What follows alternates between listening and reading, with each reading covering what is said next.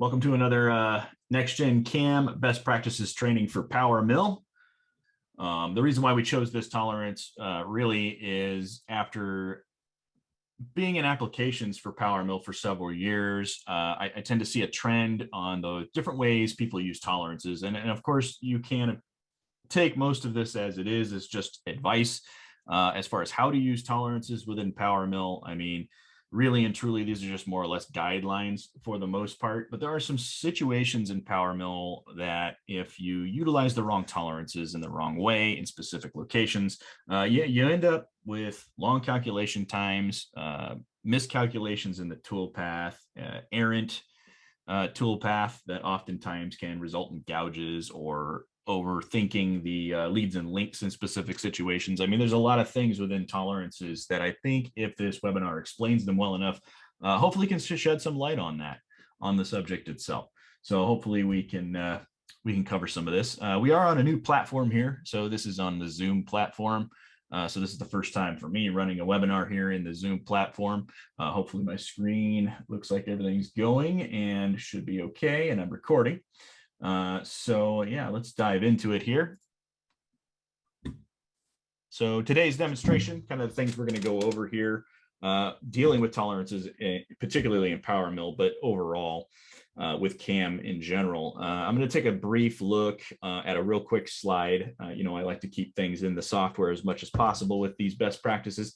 But I do have one slide kind of going over CAD, CAM, and system tolerances, kind of some separations there that I like to throw a little talking points to. Then we're going to jump into PowerMill. I'm going to import a model. We're going to look at kind of general tolerances for applications tolerances, as well as some block, hole, and geometry driven tolerances for the most part. Just so you can see the separation between some of the tolerances we discuss in that slide. And then also we'll get into the meat of things here where we go into kind of toolpath tolerances. I'll give some recommendations, kind of how I like to use things. Certainly you can use that information or you can kind of just take it as a guideline, whatever you'd like to do with it. But basically it's going to be kind of looking at centering around standardization of all the different processes that we use for programming in PowerMill, and particularly like I like to outline things as like rough, semi, finish, micro finish if you need to get into it. And then of course I like to stress that driven tolerances for like 2D applications or feature driven applications need to be taken into consideration as well. I'll look at some specific tolerance modifiers in some toolpaths. You're going to see a few things like joining, gouging, some tolerance factors within some tool sets. I'll go through some of the point distribution, tolerancing, things like that. And then throughout the entire demonstration, I'll be looking at like template creation, macro-driven toolpath calculation, and just general tips along the way. Lastly, I'll kind of open up some boundary tolerance issues that happen within PowerMill, and then I'll take a look at stock model just briefly. On the stock model side of it, of course, I did do an entire webinar on stock models, and if you want a little more detail, I do go into it quite a little bit deeper there in that stock model webinar. So discussion just about tolerance real quick and software CAD CAM tolerance in general. I mean, a lot of times, many of us already know these things. If you're a seasoned programmer, you've dealt with this stuff on numerous occasions as far as tolerancing goes. But the separation between three different tolerances when it comes to software is huge. Really, what we look at in CAD is that we're kind of designing towards nominal tolerance that defines the design intent overall within any given part, right? And it's GDT focused for the most part to be able to guide your designs so that assemblies fit together and things are processed smoothly throughout all of your other processes creating your designs. So again, form, fit, and function, kind of a guidance there with CAD kind of tolerances, but that's tolerances specific to features, right? Now in CAM, we kind of look at tolerancing that's going to define the manufacturing intent, driven to the GD&T, not necessarily by the GD&T. So, I mean, there are many things with our tolerancing in CAM that we're going to see in the demonstration along the way here that kind of dictate how the true physical form of any part or tool or whatever we're making is going to be handled by the toolpaths that are driven to the tolerances. So again, that's CAM tolerances in specific, which is also separated in both situations, CAD and CAM, by the system tolerances, right? So to a certain extent, your system tolerances are going to kind of be what your software dictates, are basically the defaults to things, how your models look, how your tools within your CAD CAM software are going to be controlled to the models. So I got a couple questions jumping up here, just so everybody knows. You can type in questions as you need to go through on this Zoom meeting here. The questions, I will unmute everyone, I think, towards the end, at the end of the demonstration portion here. But as far as the question that popped up, what is GD&T? And that's general dimensioning and tolerancing. So that's kind of our guidelines for, you know, what you see on blueprints. Everything that you see here is considered GD&T, right? So that's kind of how we are guided towards manufacturing to tolerance for specific parts and features, right? And I mean, I could go hours and hours into GD&T, unfortunately, as I've been through many classes on GD&T over my career. But I think we can all kind of understand a little bit what that means as far as in machining and manufacturing goes. So we can discuss that a little bit further one-on-one. If you have more questions about that, feel free to reach out and I can kind of point you in some directions about some GD&T knowledge that I have. But with that said, and again, type in questions as you need them. At the end, I'll answer them as they pop up. Towards the end, I'll go through the questions and we can open it up for discussion too.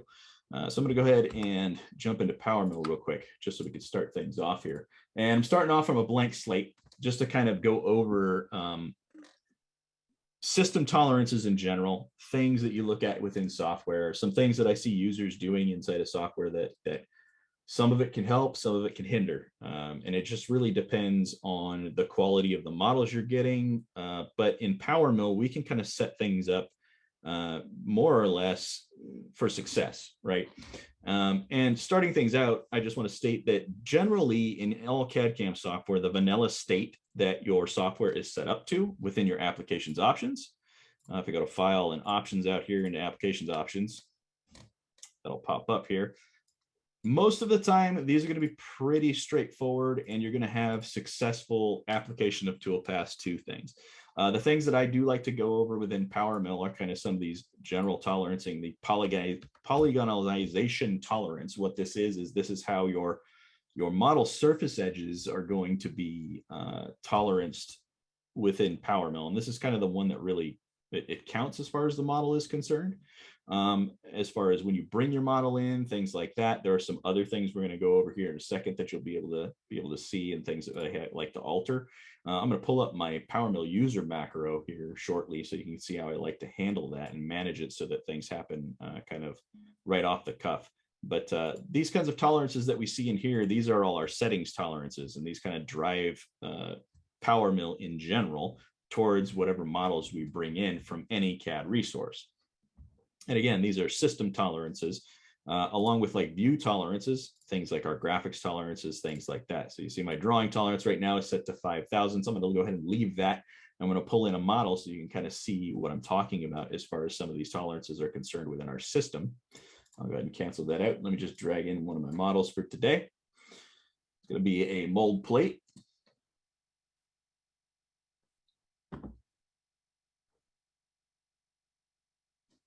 So when we're importing models, and the thing to think about tolerances right from the start of a project is, depending on where you import them, you will get some tolerancing information or tolerancing that carries over from the exported CAD side, right? So you can see the requested tolerance that I pulled in when I imported this model is just kind of shown in this information window. And some users kind of ask, well, why do we even have this information window?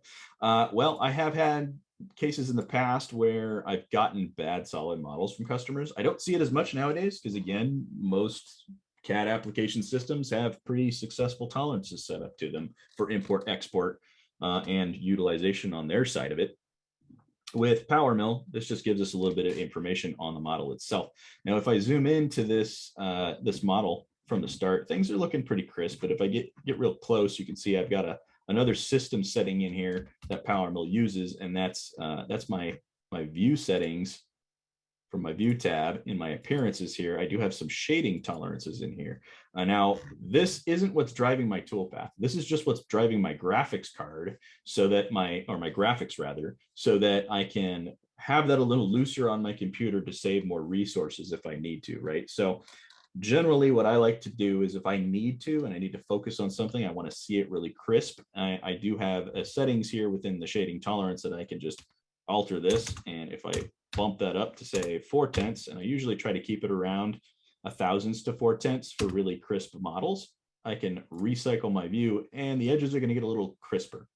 If I take this down, let's go to like 10,000s here, you're going to see how much worse those edges are on that shading tolerance, right? Now, this is a good example of a system tolerance. Oops, let me jump back on my slides real quick and tab back into PowerMill there. Sorry about that. So setting these system tolerances for success is just going to depend on your application and use, really. I mean, it's just one of those things. But what I do like to recommend to everyone using PowerMill is that you can actually set these system tolerances up ahead of time by setting them within your PowerMill user macro. So I'm going to pull up my PowerMill user macro here. Now, this is a macro that starts out in PowerMill. It's in your user settings within Windows. If I open up my Explorer here, well, I can actually just come up here to the file here and then just go to containing folder here. So I'll open that and explore. Just so you can see where my user mac is set up. Okay, so my PowerMill user macro, I actually set up what's called a home location within my PowerMill users, but certainly in the PowerMill users, you can search up pmuser.mac to get into this PowerMill user mac. This kind of fires up whenever PowerMill fires up and can actually start your settings in PowerMill. So one of the things that I like to do is kind of set my view mill tolerance here. And you can see here it's set to 4/1000 by default.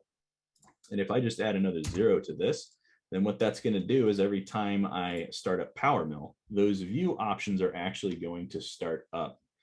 So if I start up PowerMill here and just open another session, that PowerMill user macro is going to run in the background. Now, you saw a list of other things that I have in my PowerMill user macro, and these are usually handled by a case-by-case basis because things in the PowerMill user macro are going to change depending on users and what users do with them. Let's see, is my window locking up here? There we go.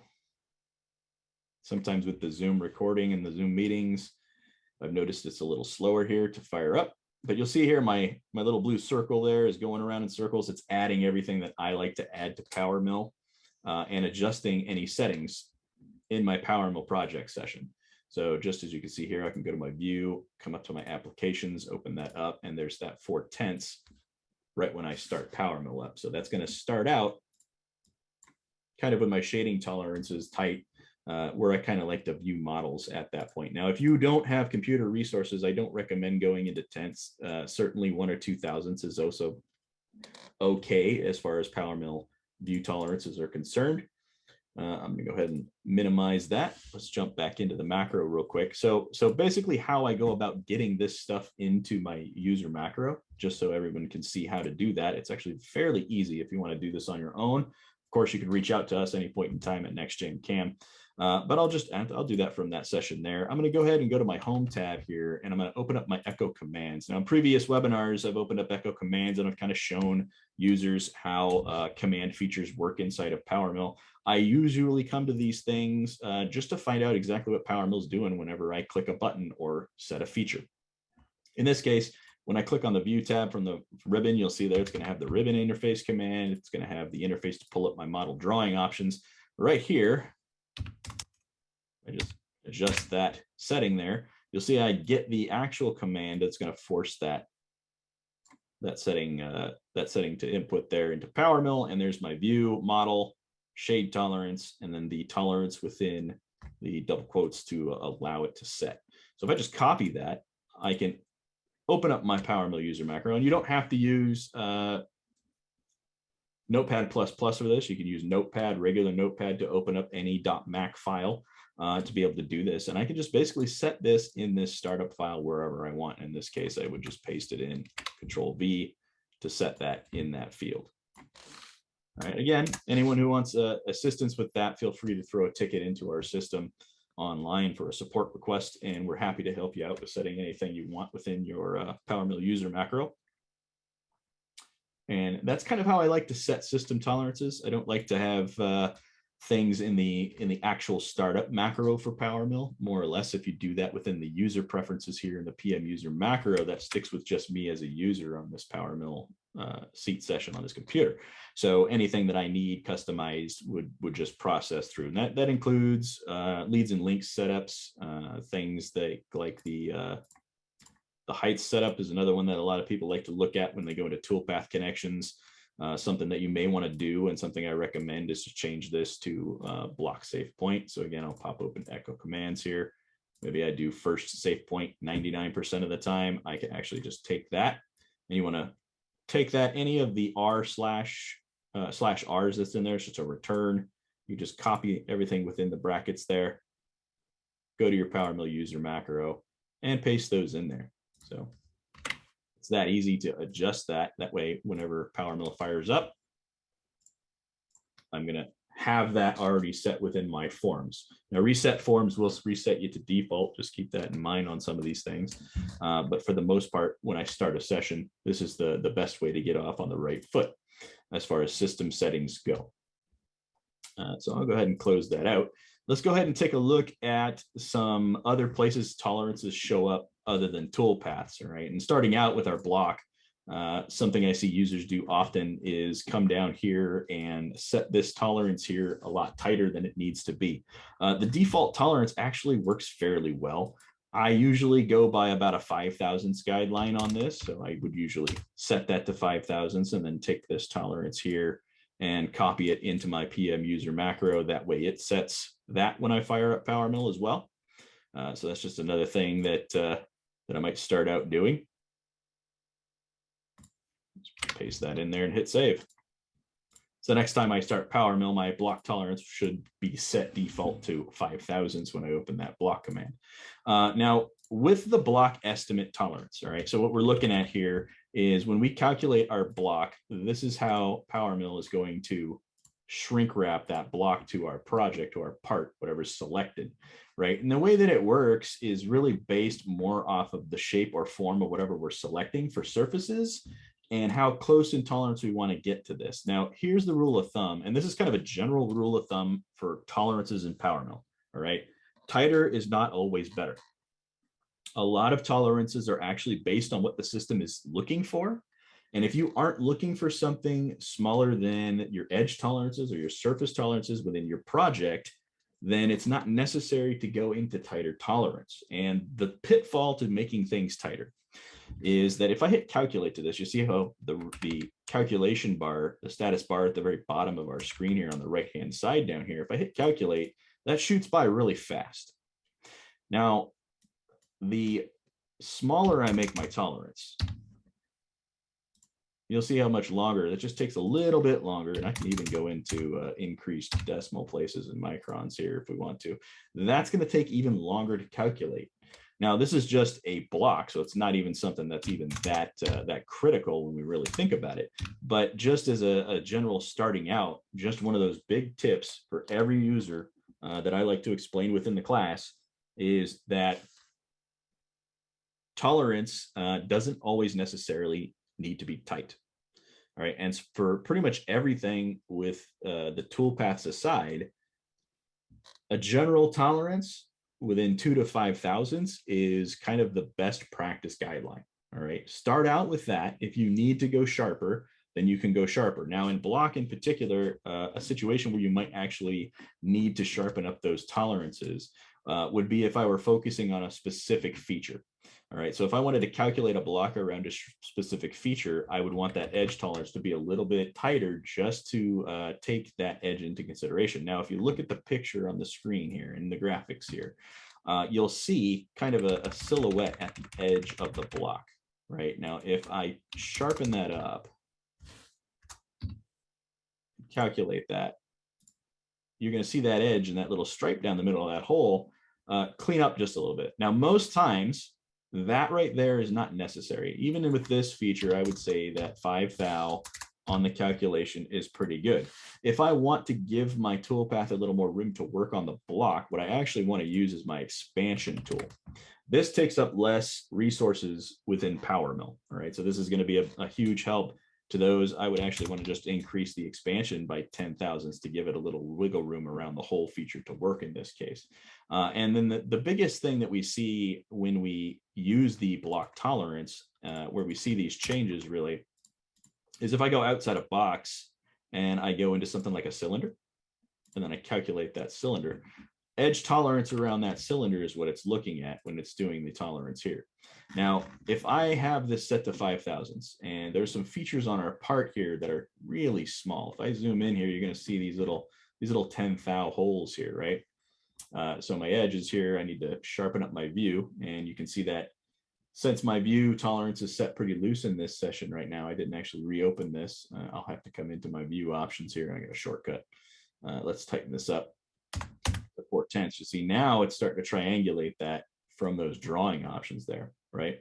And even with this, it's so small, I might even go 2/10 on that, and then make sure I'm going to recycle my view here on the right-hand side on the view tools. But now that that's set, let's say I select that geometry in that hole, and let's calculate that. Notice that the hole is offset here, right? So with the block tolerance, the only time I really need to focus on going smaller than 5 thousandths around an entire model is when the feature that I'm selecting is smaller than the feature tolerance. All right, so that's an important thing to note. Now, if I sharpen this up and calculate that feature, you'll see now I'm within the tolerance of the feature itself. That's like a 10 thousandths hole there that we have, or something like that, if I remember right. Yeah, it's diameter of 10 thousandths. So it's quite small. So I had to actually make sure that my tolerance is shortened there, much smaller, to be able to calculate to that.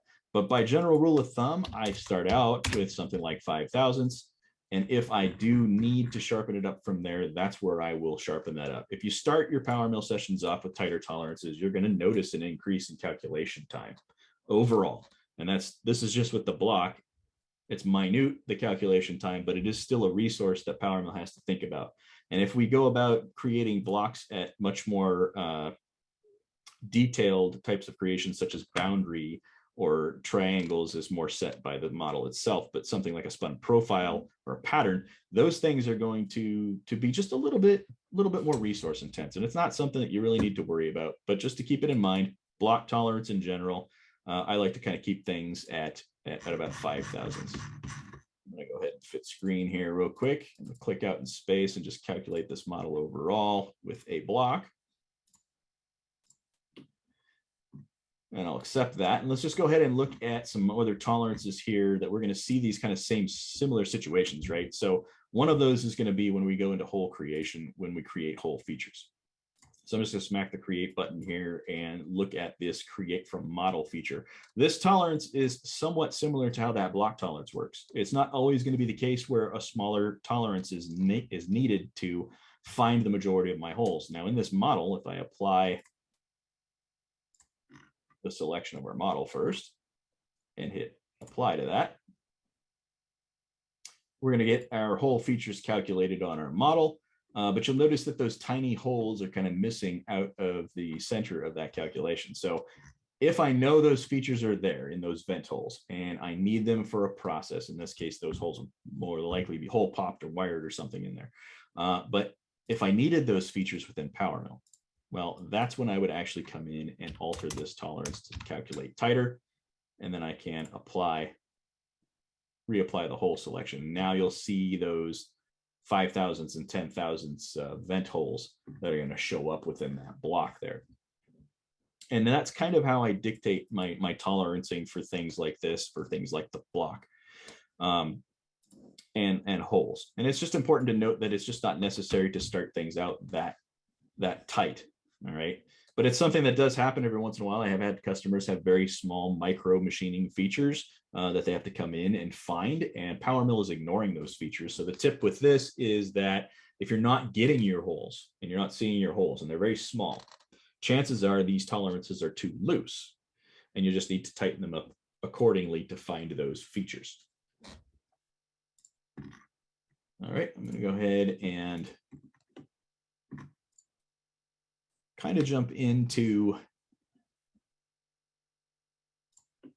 let's go ahead and just, I guess we could focus more on geometric tolerance features. It's more or less driven by application at that point. So if I look at maybe creating some 2D toolpaths here, and I go into kind of curved machining creation, and let's just do a curve profile here for this. So within my pattern, if I go ahead and create a pattern and then go into the pattern editor for this, these curve features are kind of dictated based off of the edge geometry itself, as well as the pattern that's created when we select the geometry or how we pull the geometry into our pattern, right? So many ways we could do that, either to collect, or in this case, I just probably would just grab a composite curve for this real quick, snap a line on there, reverse this, and then just chain my edges accordingly. As I chain my edges, where the tolerancing is going to come from is actually in the background as I record this and select OK. And when we're looking at tolerances in just about everything in PowerMill, point, spread, and distribution here kind of gives us a map of how our tolerances are working, right? If I had this set another way, and the edge tolerance wasn't set up to kind of pull accordingly from the settings, then I might get extra points in here. If there was facets in the model, I would get extra points in here. This type of tolerancing also takes place in the background based on how we actually create the curve, right? In the composite curves itself, and I went over this within another webinar, that there are different ways we can kind of create the geometry for our curves for both boundaries as well as patterns. And that's kind of our curve fitting options that are preset in our extraction tool for the composite curve tool here. But if I say fit arcs to this and maybe change the tolerances, so here are those tolerances that usually work in the background on that auto extraction, I can actually alter this tolerance for the pattern. And I can say give it 2,000ths, and we want those to be arcs. You'll see now it's extracted the center points to that pattern, and you'll see I have a start point and an end point to it. Now, if I tighten this up too tight, and this is another case where tight tolerance is not necessarily a good thing, what can happen is I can get extra points within the curve depending on the geometry. So kind of when I look at extraction of either boundaries or geometry, my rule of thumb is I usually like to start at about 2,000ths, just to see what the system's going to give me based off the geometry selection and the extraction. So it's kind of an important note that, again, this is one of those things that tighter is not necessarily better, but I want to give it something that's within means to the geometry that I'm creating, because eventually my toolpath is going to be driven by this geometry. All right.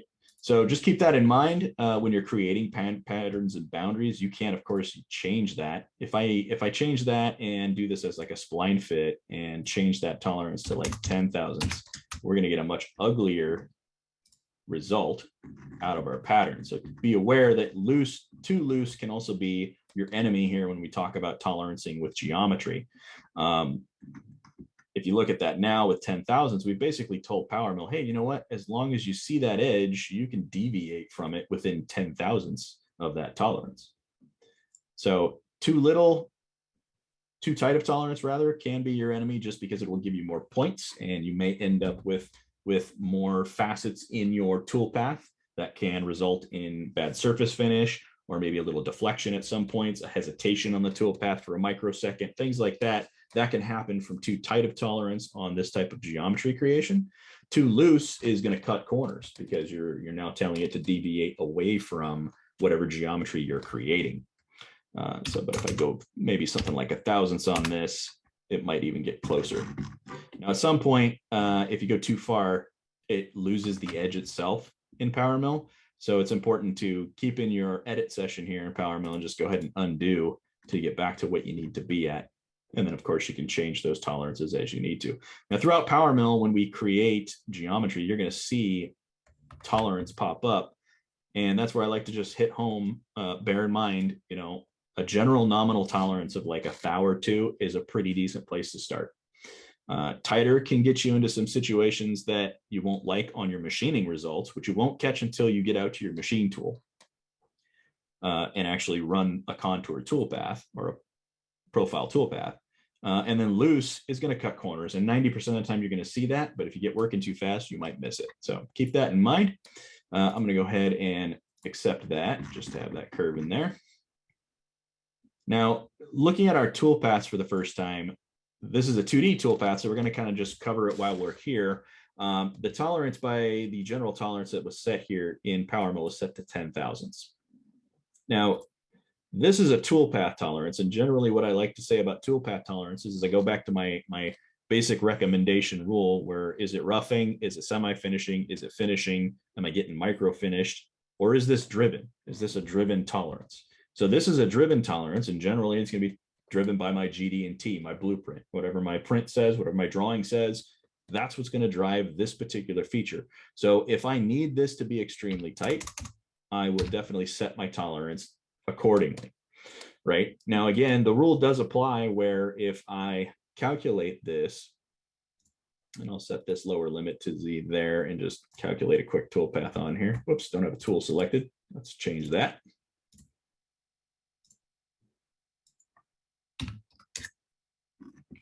A half inch in there and calculate that. Of course, I didn't go into my curve and make sure that it was on the right side. Breaking my own rules here. Let's go ahead and just reverse this and calculate it. So that's going to keep that tight to those edges. Now, of course, my cutter is exact size to my radius there, so we're going to have some 90-degree in that angle there. But generally, that's going to give us a good start point for my tolerancing to my model and to that geometry that's driving the profile. Now, again, this is to the pattern. But the way I like to say things is that you should never go past 4 place decimal place as much as you can. There's no point to go into microns in most things. But if we look at it from a general machining practice, if I were to even give this 1/1000th, if my tolerance on my print is plus or minus 5, I'm still very much safe with this toolpath. And most of the time I can handle everything via cutter compensation out of the machine tool. So that's another kind of thing when I think about tolerancing in PowerMill, is that if I calculate this to 1/1000, you'll notice it's just a little bit faster to calculate. You don't see it very often, and I'm going to actually show some calculation times here. So I'll duplicate this, and I'm just going to bump this up to 1/10. And we'll see this with another example later with some finishing toolpaths.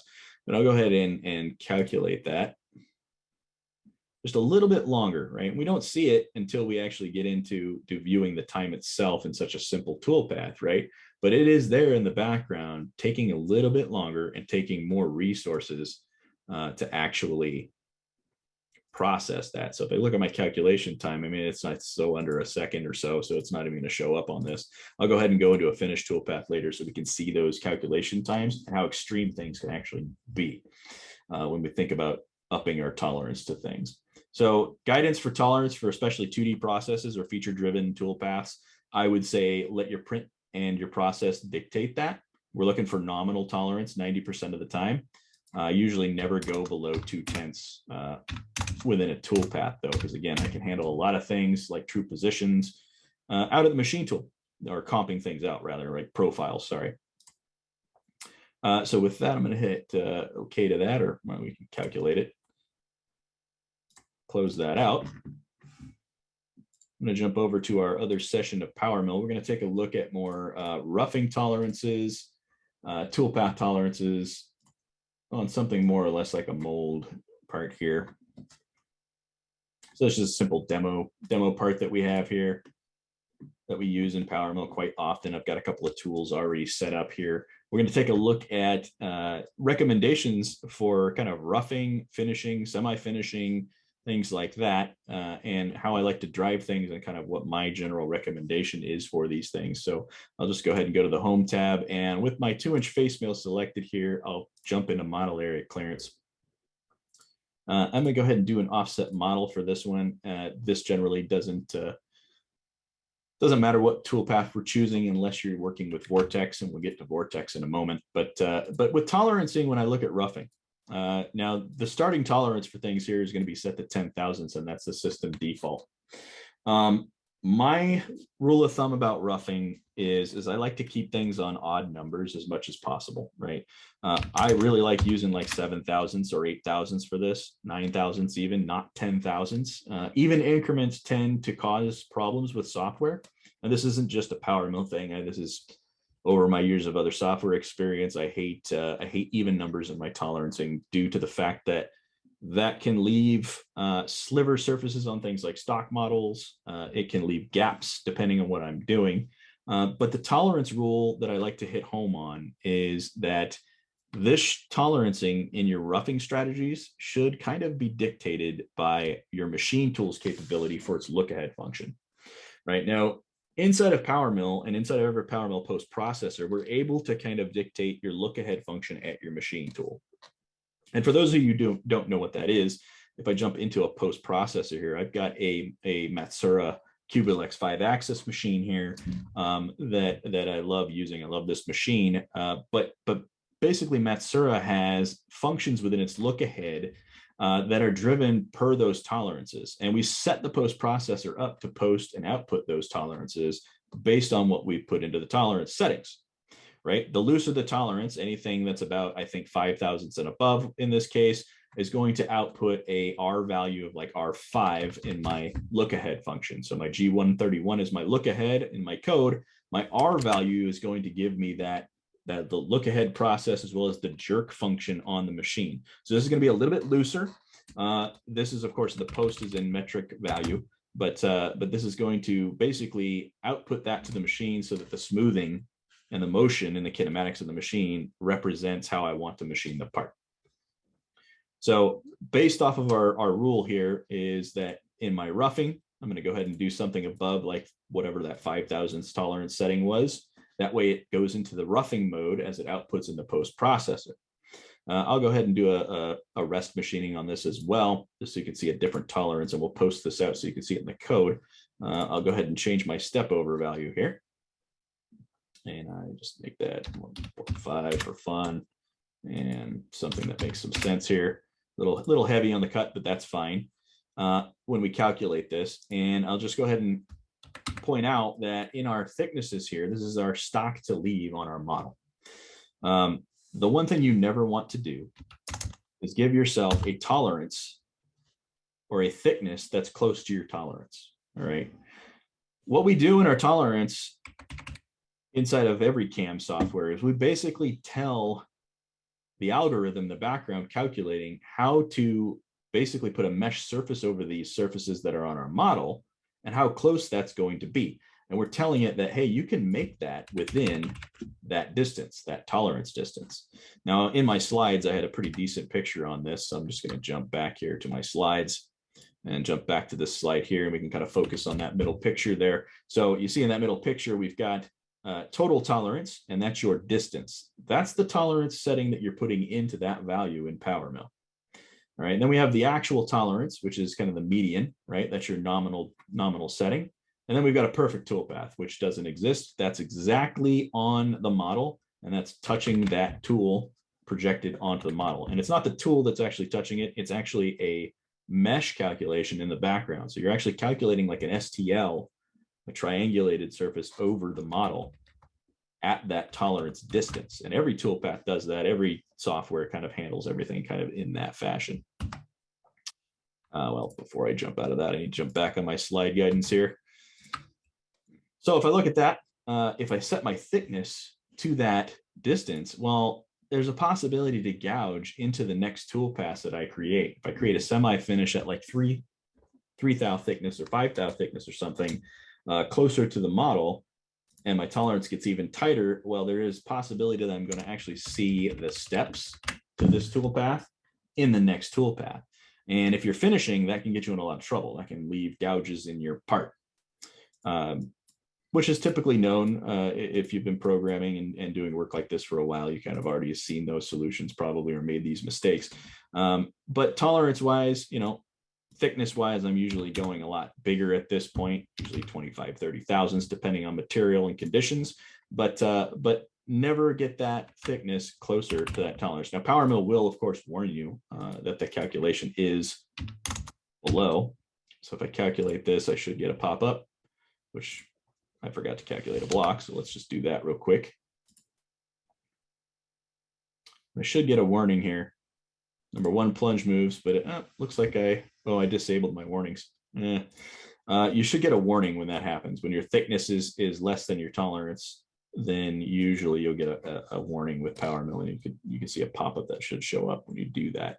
But of course we are roughing, so I'm just going to go ahead and add 25 thousandths to that, calculate the toolpath.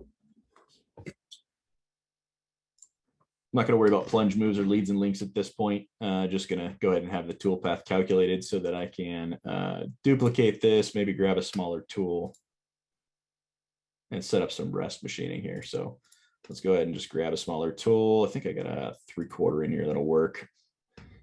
And then I'll go ahead and set up my rest machining and tick that on. Right now, when I'm rest machining, I've already got kind of a tolerance setting here as well as a thickness setting, and my rest machining settings should be the same. I'm not going to actually want to get closer to the model with this. That's just going to increase how much toolpath I have, right? And I don't really want to do that. So just keep that in mind. The one thing I will bring up is this something I always teach is that expand diameter or detect material thicker than. That's what I'm leaving. So I want to find anything bigger than that. Anything else is more of a waste of calculation, or even where I'm going to run into too much material with the cut. And that's not something I can predict. And of course, my expand material there. So then we can just calculate that. Oops, I forgot to set the toolpath. And that's going to calculate and find everything within there. But the rule there with tolerancing is that my general tolerance while I'm rest machining down, I want to keep that kind of at the roughing mode. Really, I don't want to go into another mode unless I have to get more precise to a feature, or I need to start into my semi-finishing processes. So with that, let's just jump into a semi-finished toolpath real quick, and we're just going to calculate some like a optimized constant Z, or even we'll do a steep and shallow in here real quick to get a semi-finished toolpath in here. Steep and shallow. Let's go to my tool. So just grab like the 1/4 inch, and I'm not going to set any collisions or any of that in the model. I basically just want to get into the calculation here so that I can get my step down. Actually, with semi, I might go something like 50 thousandths on that cutter. Basically, when I'm doing things like step overs and step downs, I'm looking to set this process based on what my results are going to be on the scallop height. And most of the time, that's going to be dictated by what my radius of my cutter is. But if I look at my tolerancing here, I have my tolerancing for this toolpath set to like 2 thousandths. That's kind of going to be my semi finished tolerancing at that point. So my next process after I'm roughing, I'm going to go into my semi finishing, and if I pop open my post processor, I can look here and kind of see, well, what's going to be output once I bring that tolerance down, right? So that's going to be my R7 value, I believe, if I remember right. And that's going to actually be the output process. That's going to keep things a little bit smoother out at the machine tool for this toolpath. Now, it's not down to the point where I'm finishing and I'm trying to get a mere finish out of this or whatever the case might be. It's basically leaving that calculation a little bit open for it so that it can move around a little bit. But again, the rule still applies. I'm leaving material on here. I want to make sure that I leave a little bit more material for that to work with. In this case, I probably would go down to like 8 to 10 thousandths, depending what I'm doing. But that rule still applies. But 2 to 5 thousandths, I really want to stay under 5 so I don't kick over the roughing algorithm. We'll kind of calculate that. I'm going to give it 3 thousandths and calculate this. And I'm doing the entire model in this case. So and I'll close that. And at this point, what I'm going to do is I'm going to go ahead and duplicate that toolpath.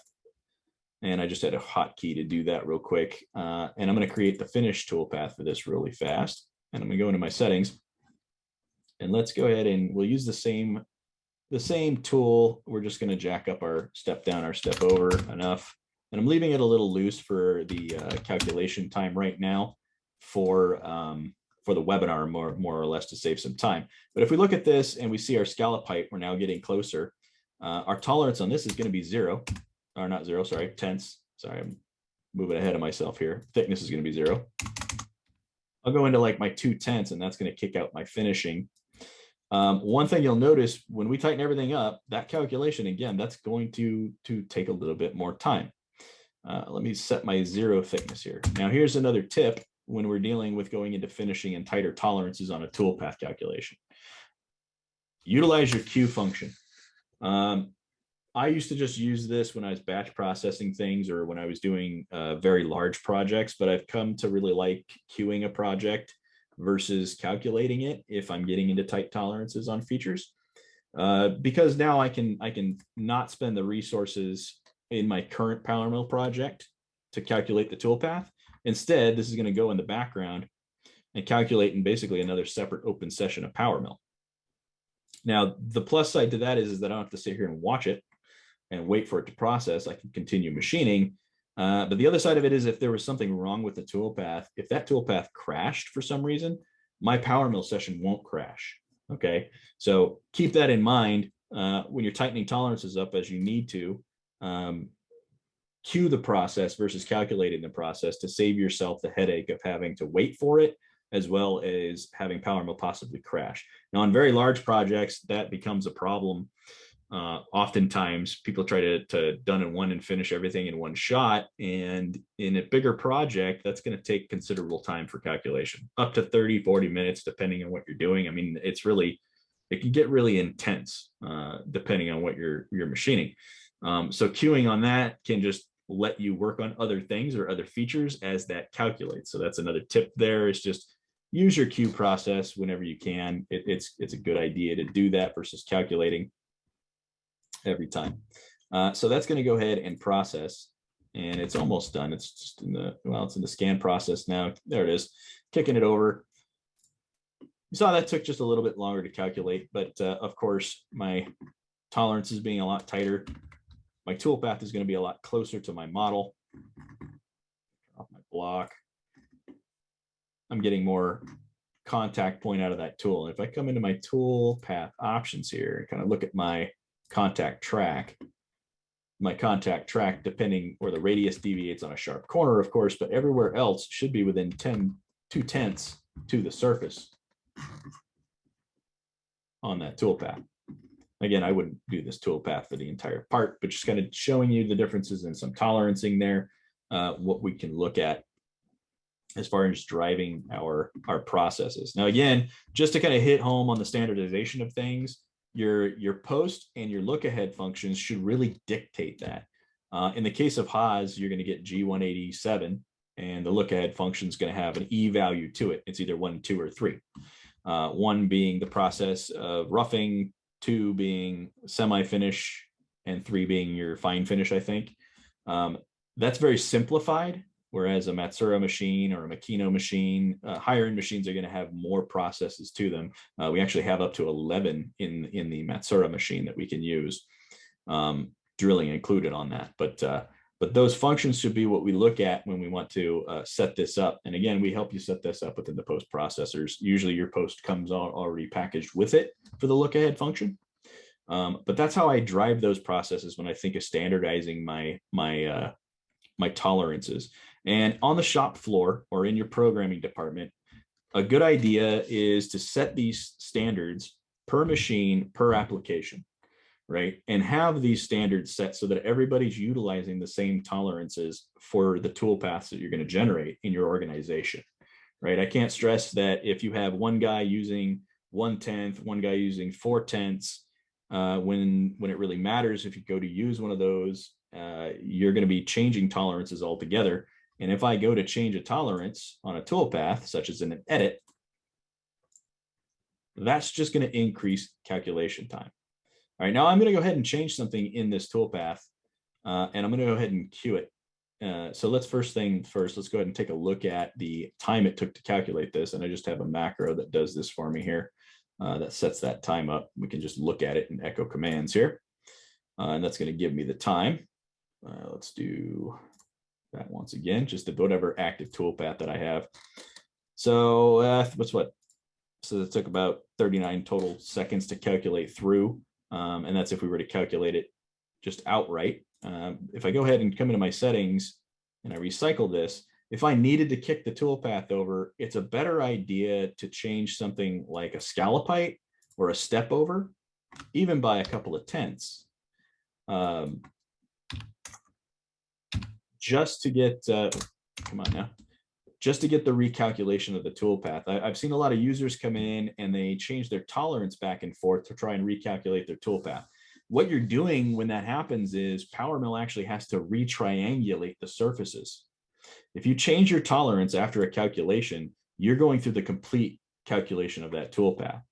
If I leave it and just change a simple setting or something, something like a step over, the algorithm's doing less work than it did before. And usually I do it by like a thou, right? I mean, it depends on what I'm working on, but in reality, if I'm going from 10 thousandths to 11 thousandths, it's not going to kill me. But if I calculate this, this is going to take less time to calculate because it no longer has to retriangulate the surface. Every toolpath is saved within your project.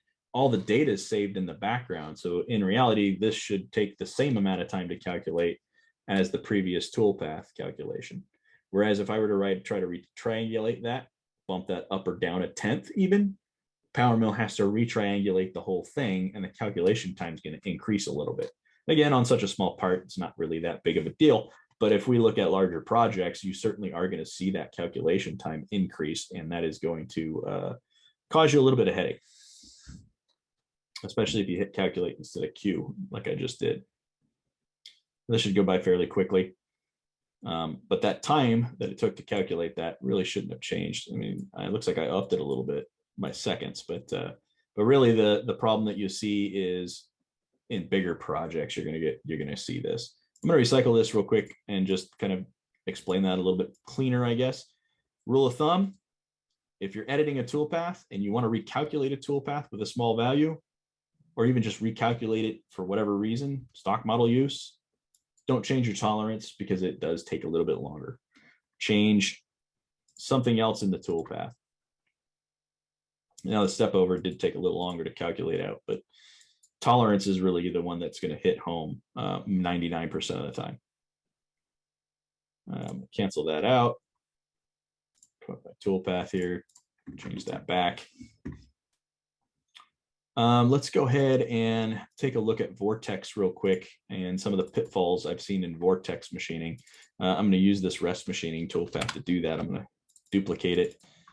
Just come into settings here. Recycle this. Let's go ahead and make this a Vortex. From my Vortex toolpath, let's go ahead and just get rid of rest machining altogether. We'll just rough this whole thing.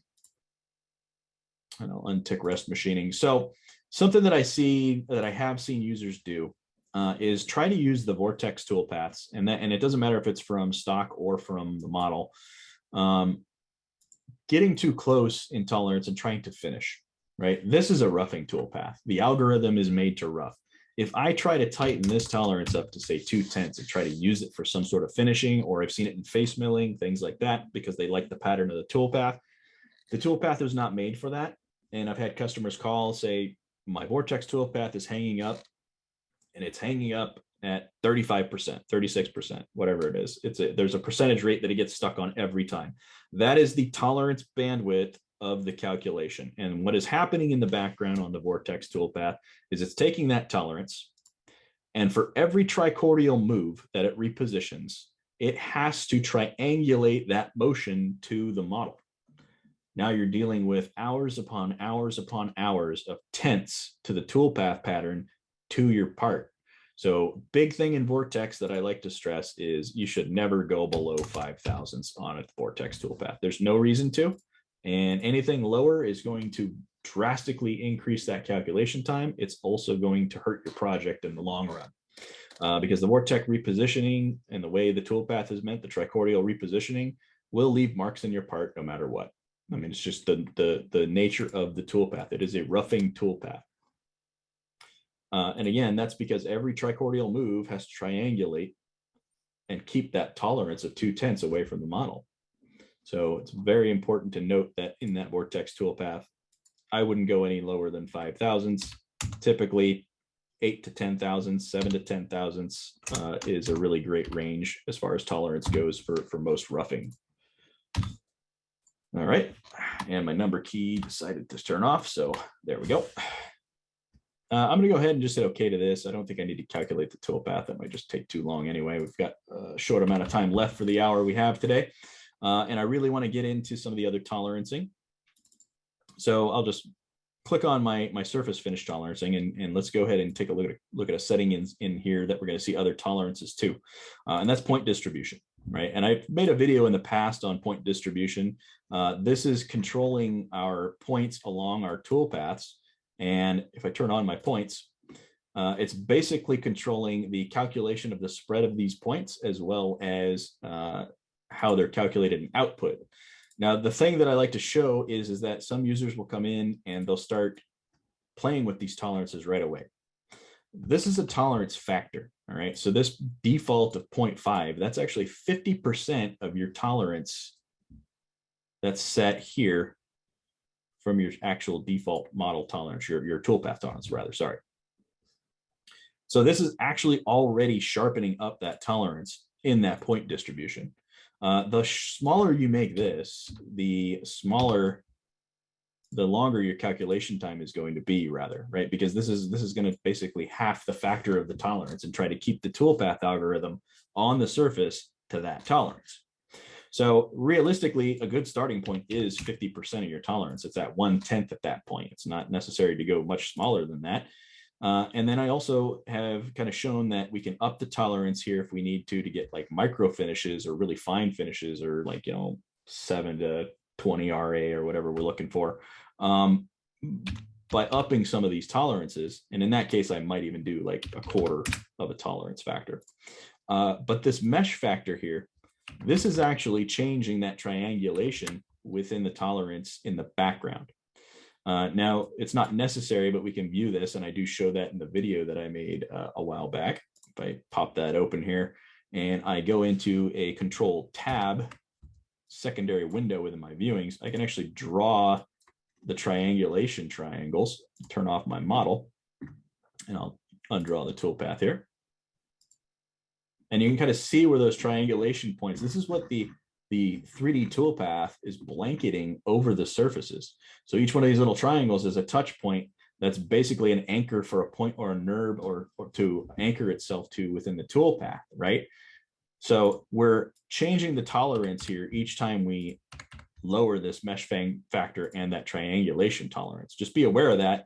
Be expected that you're going to take more time to calculate if you do change these tolerance factors, right? Because you are doing it. Now, one thing you don't want to see is a large number in here.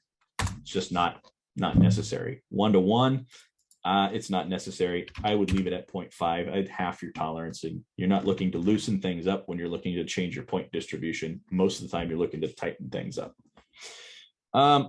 Let's go ahead and just hit OK to that. I don't really need to recalculate or process that. So I do want to go ahead and just take a look at general, one more general tolerance area that we see users changing things for better or for worse. I need to go ahead and go into the view real quick, and I'll just take another 5 minutes of your time if you want to stick around. If you guys got to be out on the hour, feel free to take off or shoot me some questions. Also, I will have this recorded so you can view it in the future. A little bit of a long webinar, and I apologize for that. And I'm going to go ahead and go into the draw triangles here. So when I look at something like another type of toolpath, and I look at swarf toolpath in general, not wireframe swarf, that has it, but let's just go ahead and open a regular swarf toolpath here. And I select my surface here. I have my toolpath tolerance, but I also have a couple of other tolerances in here. I have my degouge tolerance, and then I have my joining tolerance, all right? So what this is if I select two surfaces, my joining tolerance is basically giving PowerMill the ability to work within a gap distance in that surface, right? Or any surfaces around it that it might try to come in contact with due to the toolpath calculation. So this joining tolerance is actually okay being a little bit looser. Typically I might do 5 thousandths if I'm trying to jump a gap on something that may be an error in the model itself. But going much tighter on this just increases more calculation time. Same with the degouge tolerance. I mean, this can be something that I have seen some users try to jack up to like 2/10. The surface itself could be deviating more than that at this point. So really and truly going any lower than 1/1000 or 2/1000 on this to keep your cutter from gouging out and avoiding that, or not successfully swarfing a surface. That's not a swarfable surface, but kind of understand what I'm saying there. Hopefully that tolerance, the tighter you make it, the closer you're trying to get your toolpath to that surface. Realistically, if you're getting that close, you're probably gouging anyway. So I like to say, 5 to 10 thousandths, and that as a default is pretty much something I'd want to keep in that region, right? And that's just kind of areas in general that I like to point out. These are the ones that I see users kind of hanging up on quite a bit, both in calculation time as well as usage in PowerMill. Things that I've run into in the past, things that other users have run into in the past. Usually these things are what's causing some problems, right? I'm going to cancel out of that. I won't even worry about calculating a toolpath for that. To wrap things up, let's just talk about better ways that we can manage some of these tolerances for the next 5 minutes. The best thing you can do in your processes is to create a toolpath template. So, I mean, after you have created a toolpath successfully for a cutter in a specific cutting condition, if you template that toolpath, then you'll have a better starting point next time when you go to use a toolpath. So that's kind of one of my general things, is to go ahead and template those toolpaths. That way any user can come in and just use the roughing strategy for that material, for that type of operation, and have the tolerances already preset, have the thickness values already preset. So you're not having to run into differences on the shop floor, right? And you'll do this for different materials and different cutters and different tool paths.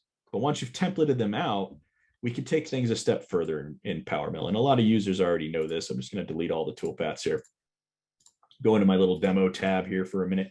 And something I'll make available to everybody as far as our subscribers and anyone who's on our support ticket is that we can actually create a nice macro for you based on a process that will pull these in based on selection.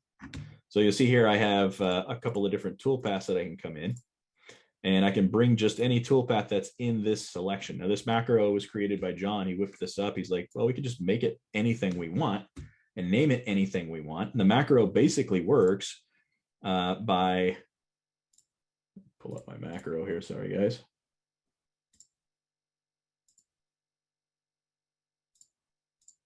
Some crickets here while I pull up the macro.